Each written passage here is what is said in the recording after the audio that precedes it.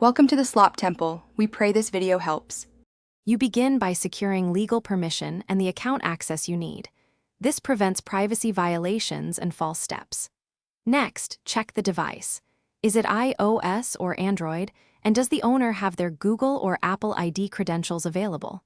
Once done, choose a reputable tracking method, a carrier's locate service or an app, and enable location, background refresh, and network permissions. Make sure location accuracy and Wi-Fi are turned on so the next steps produce precise coordinates. Now you configure the chosen tracking path and verify it works. If using a carrier service, activate the locate feature in their dashboard. Carriers often provide near real-time data. If using an app, sign in with the owner's credentials and accept location, background app refresh, and notification permissions. This allows continuous updates.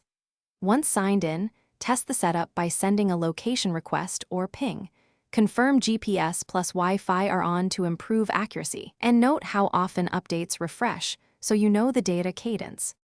Finish by monitoring the live location feed and checking timestamps and accuracy indicators. Meters or feet tell you precision. If the location is stale or inaccurate, toggle GPS, restart the device, switch Wi-Fi off and on, or update the app and the operating system. These simple fixes often restore accurate fixes. Make sure you keep consent documentation. If problems persist, gather logs and contact the carrier or app vendor for support. They can resolve network or account issues you cannot fix on your own. Thanks for watching. Consider subscribing if we helped you.